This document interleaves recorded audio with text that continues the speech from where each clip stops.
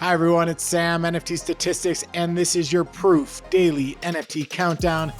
It's raining outside, it's dark in here, I don't really care, we're just gonna keep going. A lot to talk about today, gonna go over that ACK auction again, all this ParaSpace drama is crazy, Elon tweets about Miladys and they pop. Let's get right to it, starting off with a quick market overview. Volumes were up a fair bit, this was largely because of Miladys, which led the boards in volume.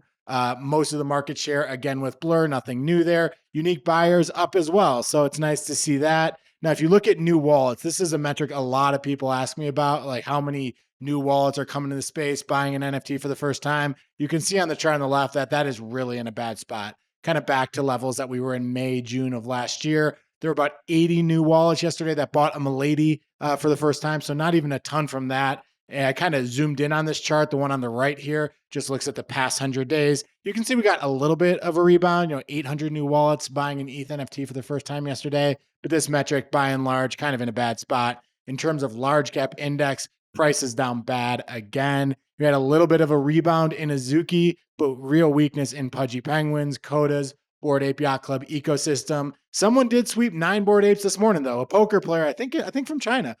Swept 9 Bored Apes, seemed like a real buyer. So that at least was good, but price is still overall pretty weak. Mid-cap index pretty much flat. Now looking at trade returns, this is a chart I show sometimes. Basically, when people are selling NFTs, are they selling for profit or loss? This metric has been negative for a very long time, but we were up yesterday. Yesterday was one of the first days, where traders actually were in profit or sellers were in profit. And that, of course, was because we got that pop in Milady. Almost all the profits taken were from people taking profits on Milady. In terms of art projects, 4 projects did more than 10 ETH of volume. That's a lot more than we normally see. A bunch of volume in Chromie Squiggles Anticyclone and then a Fidenza trade. Let's look at that Fidenza trade. 80,000 USDC. That's 43.6 ETH.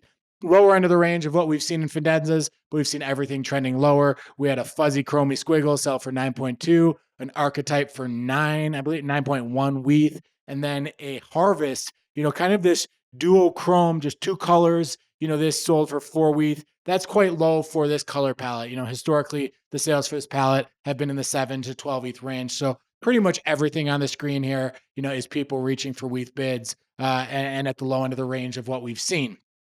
Elon tweets about Miladys. Second story to talk about. And this time, unlike when he tweeted a meme card, he didn't delete it. So that's awesome. Let's have a quick look. Basically, just tweeted the meme. There is no meme. I love you. That's all he did. Honestly, one thing that's on my mind is who plants this idea in Elon's mind? Like, how does it come to be that Elon hears about Miladys and decides to tweet about him? I don't know. But whatever it was, it had a good impact. You saw the prices. This chart here basically just shows the past 5 days of Milady trades already up a lot. They've gone to that 3 to 4 ETH range ever since they were put on Blend. And then just a huge spike. Sales got all the way up to the 6.5 ETH range, kind of faded down a little bit. Now are between 4.5 and 5. A bit more about this.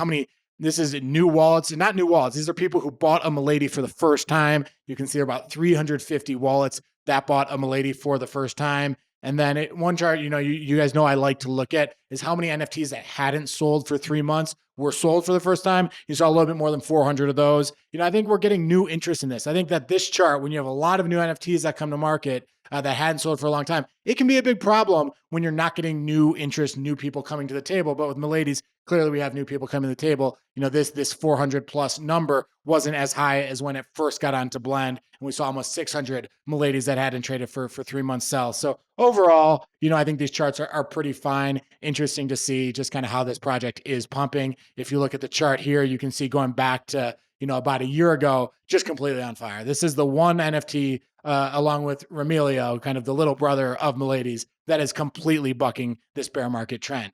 Next story to talk about, ACK broken keys. We talked about it yesterday too, but I want to dive a little bit deeper because these sales were off the charts. Just completely amazing result. ACK, here he is tweeting, all the auctions have been settled. I don't have the words. I'm shocked. I'm proud. I'm speechless. I'm terrified. But I can't thank you all enough for coming together to support my art and give me a place to tell these stories. I'm going to go for a walk now. Love you all. Again, these were 48 pieces that were basically all images of pianos. There were 47, and then there was one that was hidden. So you had to type A spacebar C spacebar K, and you could see that hidden piano. That one sold for 25 ETH.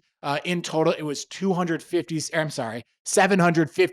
ETH, $1.4 million in total sales for ACK. The top sale was 31 ETH. It was sold to Curated. Curated is the biggest buyer of art NFTs in the market right now. So not surprising to see them buy the most expensive one. And the bottom one sold for 9 ETH. Last I checked, there is a WETH bid for 13 WETH for any of them. So the people who got in at the low end of the range, clearly already in profit for this trade. Overall, just feels like this was a pretty successful auction and for obviously ACK, but also people who got in. Top sales right here. Beautiful piece. You can see that silhouette of someone walking on a piano. 31.69 ETH. And these are just some of the notable ones. 31.69. Lower left here is called Self-Portrait. 30. That was the second highest. Upper right. This yellow one I saw kind of a little bit higher profile among them. 26.9 ETH. And that was the fourth highest. And this one on the lower right, I actually really like. This was the least expensive, 9 ETH.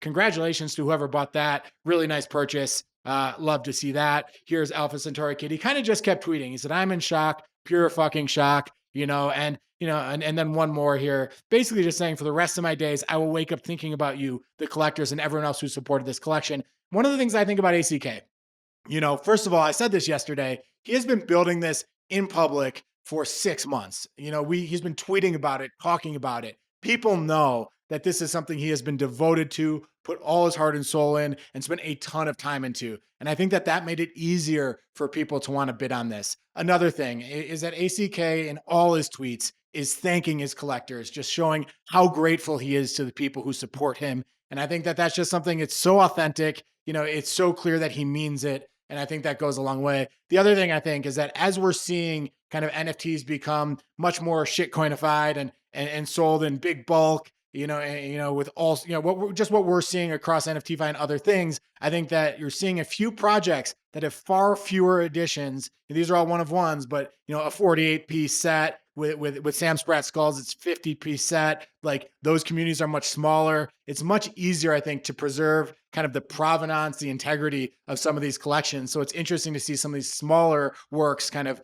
getting all the traction that they're getting. I think it's one of the few things that's actually going well in this market. Fourth story to talk about, ParaSpace Drama. There's just a lot of kind of he said, she said going on in this story, but it is important because a lot of NFTs are housed on the ParaSpace platform. I'm just going to give first a quick overview of what ParaSpace is. It is a very successful lending, borrowing, staking protocol. It only started existing in December and already has thousands of assets that are on this platform. Basically, you can use multiple assets as your collateral, which makes it different from Bongdoe, for example. So, if you have a loan against an ape and you throw in a bunch of other NFTs onto the platform, they will not liquidate you. If you threw other assets, other coins onto the platform, they will not liquidate you. So it's a little bit more borrower friendly. You can also use it for ape coin staking, and that's one of the huge use cases is ape coin staking. That a ton of apes are on the platform. More than 5% of all mutant apes are actually on ParaSpace, even now after a bit of withdrawals we saw yesterday. They've also done more than $1.8 million of buy now, pay later trades. From their website here, they have some of the top investors in the space: Sequoia, Coinbase Ventures, Polychain, Lightspeed, Pantera. So what exactly happened here? It's kind of a long story. It's confusing. There are a lot of different sides, but basically, a lot of the members of senior management accused the CEO and CTO, whose name is Yubo. They said that he had mismanaged some of the funds that were recovered from a hack. A little bit more detail. On March 18th, there was an exploit, and a security firm called BlockSec intercepted a hack. They got in front of a hack and they recovered 2,900 ETH and basically sent that ETH right back to the company. The developers allege, though, that was returned to a wallet that was run by the CEO, CTO, by Yubo, and 50% of that was not promptly returned to the protocol.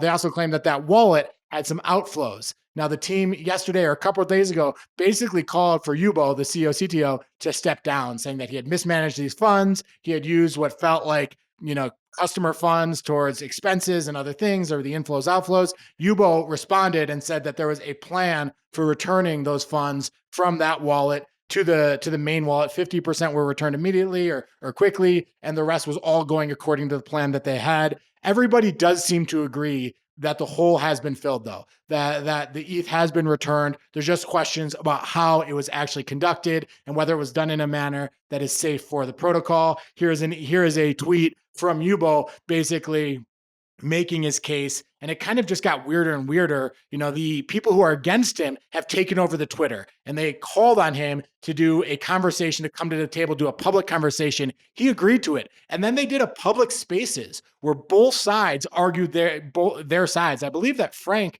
from DGods was one of the moderators. I'm not sure. They talked about Zeneca being one. I don't think Zeneca ended up being one, but it was a 2-hour spaces where they kind of went back and forth with their sides. They showed different, they shared their screen, showed the expense software for the company, and really did this all very, very publicly. Right now, if you go to the website, which is run by the CEO, you can see that there's an alert there that says the protocol is under social engineering attack, calling out the people who are trying to oust him. If you go to the Twitter account, it's run by the people trying to oust him, basically laying out their case. The whole thing's a mess. And I think the big picture situation here, though, is that this is a protocol that people have trusted their Bored Apes with. 5% of Bored Apes were on there, 5% of Mutant Apes, as I said, were on this platform.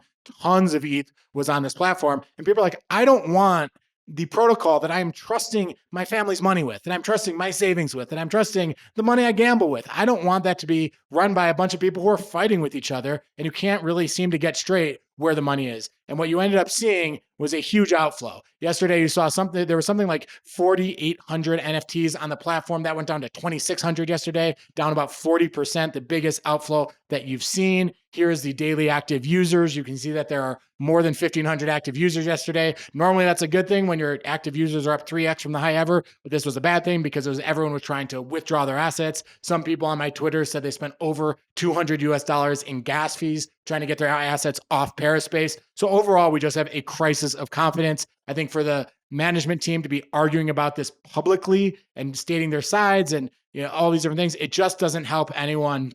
It doesn't have anyone feel better about what's going on. What this last slide here looks at is the total number of NFTs that are still on the platform, even after 40% were withdrawn. You can see there are still over 1,000 Mutant Apes, over 440 Bored Apes. And again, this is the best platform, one of the best platforms for getting compounding interest on your ape coin. So for our ape holders, there was a lot of reason to keep stuff there, and some people still have it there. But overall, just not a good situation, not the type of thing you want to see from, in our space.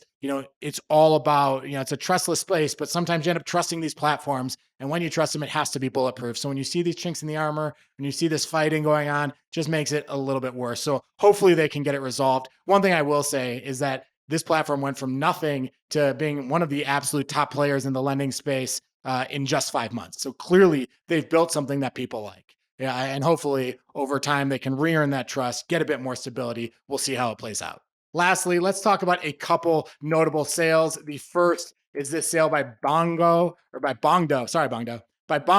which is called All-Time High in the Stock Market, sold for 8.14 ETH. Very cool. As we know with Bongdoe, he's a glitch artist, has videos, and just kind of plays on the current meta of NFT and ETH and crypto investors. This is a pretty cool piece. Nice sale for him. His top two sales, I believe, were 14.3 and 13.2. These were sales that, we talked about a few months ago, but still, an 8.14 ETH sale in this market is nothing to scoff at. And then lastly, a You the Real MVP sold for 57.5 ETH. Just a huge sale. We know that meme land is one of the ecosystems that people just want to be a part of. People are very excited about the meme coin coming up. This was one of the higher sales that they've had, but they have had other sales at 60, 63.5, 58.69 ETH. So I think it's fourth highest sale of all time. Either way, just incredible to see the success of the Captain's ecosystem and meme land ecosystem in the face of the market that we're in. That is all from me today. A lot that we discussed, all sorts of different topics. If you like the show, give us a like, subscribe to the channel, give us a comment, tell us what you think. I hope you enjoyed the show. We'll be back tomorrow and every weekday with another one. Have a good day.